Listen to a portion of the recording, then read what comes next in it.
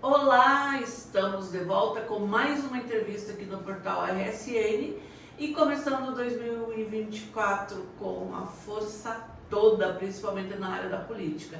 E eu converso agora então com o prefeito de Turvo, Jerônimo Gades do Rosário, mas ele também é o presidente da Associação dos Municípios do Centro do Paraná, que é a AMOCentro. Feliz Ano Novo, né, prefeito? Acho que é a primeira vez que a gente está conversando aí nesse ano. Feliz Ano Novo, Cristina. Um motivo de alegria, nós já podemos estar iniciando o ano aqui hoje discutindo um pouco aí sobre os nossos municípios, sobre a nossa região. Né? Pois é, o senhor está praticamente no fim do mandato como presidente da AMOCentro. Seu mandato acaba em março. Quais as principais conquistas que o senhor listaria aí para os 16 municípios que compõem a entidade? Exatamente, estamos aí numa reta final também do mandato de presidente da AMOCentro. Né? A AMOCentro tem seus mandatos anuais, então iniciei em março do ano passado e fim agora em março desse ano.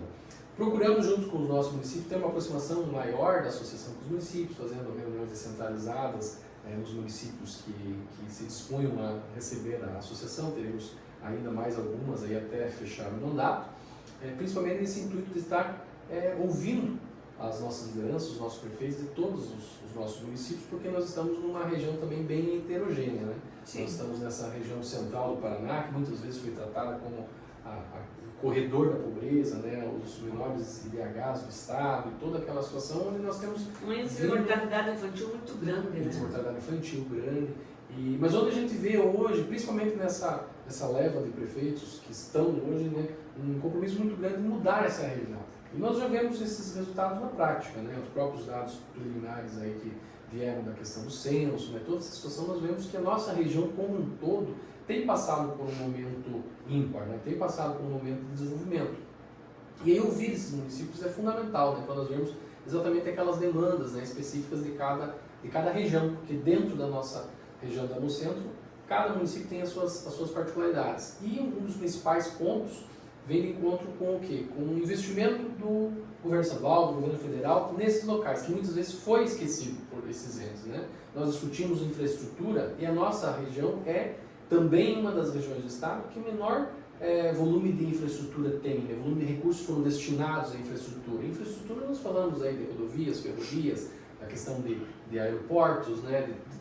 Questão de energia elétrica, todas essas discussões. Aí cada município tem a sua particularidade, nós temos procurado, né, fazer toda essa discussão via municípios e levar até o ente estadual, o ente federal. Temos uma aproximação muito grande com a AMP, que é a Associação de Municípios do Paraná. Acompanhamos todos os pleitos que foram tratados lá, levamos a AMOCentro dentro desses pleitos para buscar os recursos que entendemos ser de nosso direito, né? Porque para nós fazermos a diferença na realidade da vida das pessoas no nosso município, nós precisamos de recursos. E muitos desses recursos estão no governo federal e no governo estadual. Junto com a MP tivemos vários pleitos que foram resolvidos, vamos dizer assim, né, de forma genérica, né, questões relacionadas à perda de FPM, de perda de ICMS, perda de transporte escolar, que é algo superado e algo que nós temos aí para esse ano também uma expectativa muito boa. Recurso do SAMU, né, que a nossa região, sim, inclusive, era uma região que tinha um vazio. Acho que era a única do Paraná, né? Única região do Paraná. Hoje está com o SAMU ativo, né, em funcionamento aqui. E tudo isso nós também discutimos via AMOCentro, né? Esses pontos que são pontos fundamentais para que a nossa região tenha realmente uma diferença na vida das pessoas, né? Que essa diferença chegue até a ponta que é a vida, a qualidade de vida, né, da nossa população. E aí vem a discussão da duplicação da 466, que também participamos ativamente de todos os processos. Estamos aí aguardando a divulgação do edital já para a licitação do primeiro lote, que é algo que nós temos a certeza que vai mudar a realidade da nossa região, para que também os demais municípios consigam acompanhar o crescimento e desenvolvimento da própria cidade de Guarapuava, né, onde teve aqui uma série de investimentos em infraestrutura. Temos aqui a própria questão do aeroporto, e que toda a nossa região consiga ganhar com isso. Mas para que toda a nossa região consiga ganhar com isso, a infraestrutura também precisa chegar no nosso município. Temos exemplos aqui do município de Mato Rico, por exemplo, que está tendo pavimentação asfáltica, que era um dos poucos municípios do Paraná que não tinha ligação asfáltica até a sua sede, né? Temos do governo do estado anunciado o programa Asfalto Bom, que vai chegar, né, já está por fase de número de habitantes, mas já está chegando a vários dos nossos municípios, que são municípios pequenos, né, com menos de 7 na primeira fase, agora de 12 mil habitantes, que vão ter 5 milhões cada município para investir em pavimentação asfáltica dentro dos seus municípios. Prefeito, nesse ponto, a presença do deputado é importante, porque muita gente questiona a questão de emendas, que não deveria, né? Eu já entrevistei deputados aqui que são contra, acham que emenda não deveria existir e tudo mais. Mas para que o recurso possa chegar no município, é importante? Eu acredito que é importante porque ele desenvolve um papel que é o legislador, né, o legislativo, de fiscalização, de pleitos, né, e de representatividade do município. As emendas, eu acredito que é um extra. Nenhum município vai fazer diferença na sua trajetória, vamos dizer assim, com emendas parlamentares, porque são um valor reduzido. Reduzido. Então, o que eu entendo? Que são importantes? São, mas são trabalhados como um extra. A importância do deputado, com certeza, porque ele vai legislar lá e muitas dessas legislações vão afetar diretamente os municípios.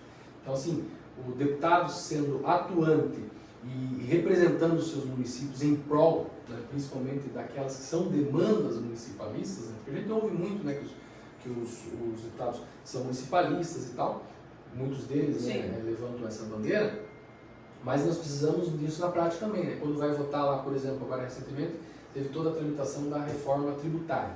A reforma tributária terá um impacto diretamente nos municípios e nos pequenos municípios. Sim, principalmente, né? Porque os grandes municípios têm arrecadação própria maior, né? Porque tem IPTU, tem ITBI, tem ISS em grandes volumes.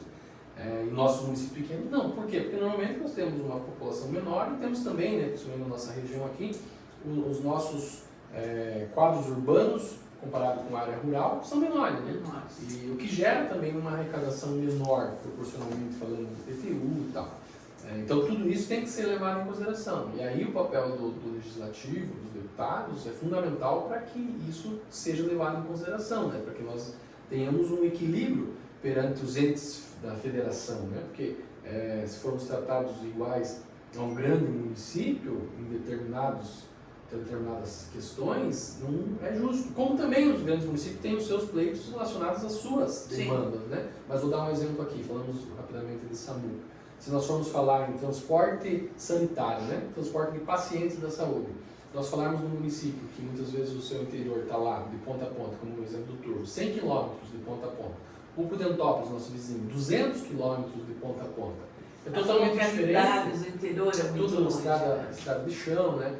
É totalmente diferente de você tratar um município do norte aqui, onde um município do outro está 15 km, 10 km, ou você falar numa grande cidade, né, onde não existe muitas vezes área rural, tudo urbano, né? É diferente. Claro que eles vão ter, com certeza vão ter as dificuldades deles lá e os pleitos deles, mas os nossos têm que ser levados em consideração. Aí quando falamos em transporte sanitário, isso é importantíssimo, e quando falamos em transporte escolar também, foi um pleito junto com a MP, aí o Estado já anunciou alguns recursos extras. Anos, se né? discute isso há muito tempo. Esse ano estamos com uma expectativa boa, tomara que se torne realidade, mas realmente é uma dificuldade dos nossos municípios devido às nossas características geográficas, grande extensão territorial, grande meio rural, né? A zona rural do nosso município grande, né? Com uma grande população. Eu lembro que eu conversava com o prefeito de Nova Tebas, o Clodoaldo, e ele me dizia que tem o transporte escolar, tem que andar não sei quantos quilômetros para pegar um aluno. Exatamente. A que custo fica isso, né? Justamente. Imagine se ele deixar de pegar aquele aluno. Exatamente. Né? Ninguém quer deixar. O político que traz para ele e para a própria pessoa, o cidadão, né? Justamente. Ninguém quer deixar de fazer isso, só que precisa de recursos para poder fazer. Né? Então, tudo isso é uma discussão que, como diz você, há muito tempo se discutido, né? Como há muito tempo se discutia o vazio do SAMU aqui na nossa região. Conseguimos avançar. Transporte escolar, estamos avançando. Então são N demandas. Na demanda de infraestrutura, falamos da duplicação, falamos, por exemplo, da ligação asfáltica Mato Rico, as questões de pavimentações asfálticas dentro dos pequenos municípios, que é esse programa do governo do estado, estamos avançando. Acredito, sim, um bom andamento, né? Está bem encaminhado todas essas questões. Mas temos, por exemplo, questões de energia, né? Capacidade de energia nos nossos municípios. Eu sinto o meu município lá, nós tivemos uma melhoria agora na rede que chega até o município, mas ainda estamos tendo casos de picos de energia agora recentes. Estamos com agendas para a semana que vem com a COPEL para discutir isso. E isso não é só no meu município, é em todos os municípios da região. A Acaba que a nossa região, apesar de produzir energia, né, não igual talvez o Rio Iguaçu, mas nós temos inúmeras PCHs aqui, né? Sim, sim. Novas, antigas, a serem instaladas, que tem todo um potencial, mas mesmo assim nós sofremos com queda de energia nos nossos municípios. Então nós precisamos que o Estado invista, né? A Copel é uma empresa também do governo, né? Mas que ela invista nas nossas regiões para nós podermos mudar essa realidade, porque aqui entendemos que com a duplicação, com a capacidade de energia, mais empresas vão se instalar. Por quê? Porque a empresa não é uma entidade filantrópica, ela está ali para ganhar lucro, né? Então ela precisa ter infraestrutura adequada para reduzir os seus custos ou para que o seu produto, né, se torne competitivo, né, e chegue aonde precisa chegar, ou a sua matéria-prima chegue até a sua empresa. Então tudo isso se constrói através de infraestrutura que nós entendemos que estamos no caminho, mas que o caminho é longo e árduo, né? Mas já vemos assim a sensibilidade do governo Ratinho nessas regiões, como anunciar aqui a nossa duplicação. Nós lá tivemos um investimento em infraestrutura da pavimentação de parte da rodovia municipal nossa que liga ao distrito, que também é um pleito antigo, especificamente no município do Turvo, mas que o governo teve a sensibilidade, né? Então quando vemos o anúncio de marginais, como de Pitanga, né? Aqui teve em Guarapuava, né? Toda essa duplicação aqui também da 277, toda essa discussão agora das novas praças de pedágio, tudo isso assim realmente um viés de desenvolvimento, né? De que isso traga desenvolvimento para a região. Então eu acredito que o governo, esse é o principal papel do governo estadual, governo federal, né? Para que realmente chegue os investimentos e chegue o que precisa lá na ponta, que é onde nós vivemos, nos municípios. Nós, da região central do estado, estamos aí na expectativa de que esse ano será um ano de muitas realizações nesse sentido. E vamos considerar que é ano eleitoral também, né? Ano eleitoral para os municípios, né? Sim. Para os municípios, aí claro, né, cada município tem a sua particularidade, e isso muitas vezes prejudica o desenvolvimento de obras, infelizmente, né? No nosso país nós temos eleições a cada 2 anos. Eu, particularmente, sou crítico a essa questão de eleições a cada 2 anos, porque acaba prejudicando muito o processo. É picado, né? É picado, né? Então, cada 2 anos você tem um ano com restrições num período ali de 6 meses. E que isso, pela máquina pública já ser algo burocrático, mais demorada, você imagina ter isso no meio, né? Cada 2 anos, né? Por exemplo, você assume o mandato, no primeiro ano você vai organizar a casa, no segundo já tem uma eleição. No terceiro você executa a obra, no quarto você tem uma eleição. Então isso dificulta muito, eu vejo que isso acaba prejudicando o processo, né? Porque hoje nós estamos vivendo um momento assim, né? Vamos pensar a nível mundial, né? Que a gente fala tanto em inovação, em tecnologia, em otimizar o tempo e as tecnologias que vieram, as ferramentas tecnológicas que nós temos à nossa disposição vieram para isso, né? E tem feito um grande papel nesse sentido e tem chegado também ao poder público. Então, por outro lado, o poder público também teria que fazer melhorias, reformas, a modo de que não criar situações que impeçam essa tecnologia de ser realmente efetiva, né? Porque um caso desse impede. Não adianta ter a tecnologia se a regra eleitoral não permite. Você vai fazer o quê? Né? Então, assim, tudo isso eu acredito que nós precisamos, aí, talvez falando mais numa linha de uma reforma política, talvez, né? Fala-se em reforma, em reformas, né? Mas reforma administrativa, mas reforma política, que realmente nós pudéssemos tornar também o ente público, né, a administração pública, mais, vamos pensar assim, adaptada ao meio tecnológico, inovador que nós vivemos hoje, com facilidades em vez de dificuldades, né? Acredito que tudo isso se discutia muito, né, por questões lá atrás, né, que se discutia, vai votar em vários, aí a população vai ter dificuldade. Mas eu acredito que isso também hoje talvez já seja superado, né? Claro, teria que ter toda uma adaptação, talvez um processo, né? Mas a gente discute tantas coisas que lá atrás se falava, né? Que, principalmente lá na Constituição de 88, se centralizou muito, né? No governo federal. E se discutia, tinha que estar centralizado porque nos pequenos municípios, ou seja, até chegar lá, haveria muita corrupção, muito desvio, muito isso, muito aquilo. O que nós vemos hoje? Nós vemos o contrário. Acontece muito mais a nível federal. Com certeza. E que os órgãos fiscalizadores pouco fazem, parece, né? Enquanto na base, onde estão os municípios, nós somos fiscalizados pela Câmara de Vereadores, pelo Tribunal de Contas, pelo Ministério Público e principalmente pela população que está lá. Então o que a gente vê hoje é muito mais fácil você penalizar, e ocorre muito mais penalizar um prefeito do que um governador ou um presidente da República. Então, mais o que a gente distante, tem, né? exatamente, mas o que eu vejo que a gente teria que tirar da escola disso, né? Foi discutindo um pouco isso na reforma tributária, mas não vai, assim, vai haver uma mudança, mas não vai haver uma mudança tão grande nesse sentido, né? Pacto federativo, da gente Sim. realmente ter o recurso mais na base. Mas eu entendo que é importantíssimo, né? Nós temos o recurso mais na base, nós discutimos mais ações pontuais aqui, que é onde a vida acontece. Isso aqui é. E é muito difícil isso acontecer Isso porque tudo é legislado lá em cima, né? Então, assim, talvez aqui a gente esteja chovendo molhado, né? Mas é algo que eu acredito que para as gestões serem mais eficientes, o poder público poder entregar mais para a população, que a gente tem mudanças estruturais. Né? Eu tive essa reflexão bem mais aprofundada. A última vez que eu fui a Brasília, eu assisti a reunião de uma comissão, né? Até presidida pelo deputado Aliel Machado. E aí eu fiquei imaginando, falei, meu Deus, aqui meia dúzia discutem o futuro das pessoas de um país. Exatamente. Quando eu acho que tinha que partir da base, porque é aqui que você sente, né? Você sente na pele o que está acontecendo. E de repente você recebe o pacote pronto. E pacote pronto sempre vem sem olhar as necessidades locais. E muitas vezes o que eu enxergo hoje como gestor é que esse processo de tudo isso subir lá e depois voltar, você perde em questões de economicidade, porque esse dinheiro está solto, né? E principalmente em eficiência, né? Porque daí até esse dinheiro voltar, a forma com que ele volta, para que ele volta, eu sempre usava como exemplo, nós temos lá uma super creche, daquelas ainda lá do governo, acho que era do governo da Dilma ainda, que era um modelo padrão.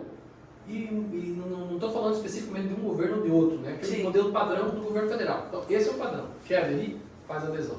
Mas aquele modelo é pensado. Como que você vai pensar um modelo para um país de dimensões continentais, onde nós temos lá o Nordeste numa particularidade climática e o Sul em outra? Aí nós temos lá, ele tem uma caixa d'água de 15 ou 20 mil litros d'água que nós, não é nossa realidade, não precisava daquela caixa d'água daquele tamanho. Por outro lado, tem um saguão aberto, que no nosso caso a gente às vezes tem que fechar. Então, assim, se pensar modelos únicos para um país com as particularidades do nosso, né? A regionalização é o caminho, então. Eu entendo sim, eu entendo que a regionalização é o caminho, né? Aí existem várias ferramentas, hoje os consórcios são caminhos, as associações dos municípios fazem parte, vamos dizer assim, dessa luta, né? Porque a associação ela tem as limitações do que ela pode fazer também, né? Ela não é um órgão executor, né? Mas são esses os caminhos que eu entendo funcionar, né? E que realmente a gente possa discutir, se discute muito tempo, mas efetivamente pouco se fez, a questão do pacto federativo, né? Que realmente aonde que o recurso vai ficar para que a coisa aconteça. E o medo da reforma tributária é que, em vez de ela favorecer o pacto federativo, ela prejudica. Mas, importantíssimo, temos uma reforma tributária, né? O país já há muito tempo... Também é muito tempo esperada, né? Muito esperado. Então, eu acredito que são processos que vêm ocorrendo e que, sendo, assim, pensando positivamente, né? Que tudo isso venha a somar, mas que a discussão ela é contínua e é importantíssima, né, se discutir todos esses pontos que são assim realmente talvez aqueles pontos mais necessários de serem abordados, principalmente nós falando, né, de uma região que tem as suas particularidades, né, muitas vezes com os menores, como a gente falou aqui, em índices, né, região que ficou esquecida talvez, né, pelos entes mais entes federativos ainda na questão de investimentos, discutir tudo isso para que realmente a gente possa trazer o desenvolvimento para nós. E desenvolvimento é aquilo que a gente falou, desenvolvimento não é só também obra e dinheiro, assim, né? Desenvolvimento vai muito além disso, né? Mas para nós podermos, né, ter acesso à cultura, a esporte, a lazer, a saúde... Desenvolvimento humano, né? Muito importante. Exatamente. Mas a gente precisa também do dinheiro. Com certeza. Ele é necessário. Uma coisa é associada a outra. Isso aconteça. Bom, prefeito, acho que eu sou apaixonada por essas questões, né? Eu acho que a gente ficaria aqui o resto da tarde conversando. Assunto não faltaria. Não faltaria, portanto volta outras vezes, né? Você tem aí ainda 1 ano de mandato e depois disso também, né? 11 meses e pouco. 11 meses e pouco. E você sabe que eu sempre defendi o teu nome como liderança regional aí. Quem sabe? Sempre. Bom, queria agradecer a tua presença aqui. mais uma vez, né? E sabe que as portas são abertas, né? Eu que agradeço, Cristiano. Obrigado. Obrigada a você que nos acompanhou. Fique ligado no seu portal www.redesudenoticia.com.br.